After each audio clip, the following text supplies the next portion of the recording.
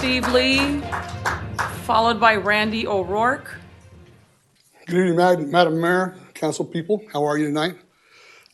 Tonight, you're going to hear a stream of constituents lauding your work as it relates to the Elk Grove project. I have a bit of a different view to those boisterous neighbors. First of all, I realize that low-income housing was an inherited problem for every one of you people up here. You didn't create it. It was created by your predecessors, every one of them back to the time of incorporation. They kicked this thing down the road and ignored the problem until you had to deal with it. I understand that. I've been here since any of you were here speaking at this podium. I know that you had to deal with SB 35. It's taken local control away from you and the local municipalities like ours because we've ignored it for so long. The problem is SB 35. The problem is your predecessors. Many problems are still existing over this Elk Grove project, and you guys are stuck between a rock and a hard place. I understand that. Instead of biting the bullet and admitting you missed the opportunity to buy the land and not later admitting the law wasn't on our side, you decided to fight it, a losing battle from the start.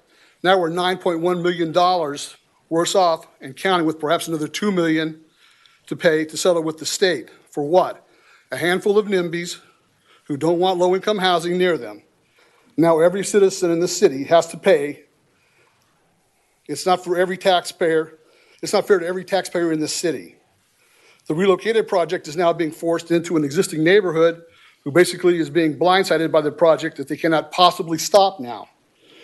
Where's their representation? Why can't they scream NIMBY and have the council cow to them? The city has other issues that are alarming as well. The aquatic center is proposed to operate at a loss, but the cost of replacement equipment, cost overruns have far exceeded what you expected. I understand. The fee collection has been the whole place has become an albatross to the city. Also, the Project Elevate shopping center was supposed to bring better shopping into Elk Grove, has faltered.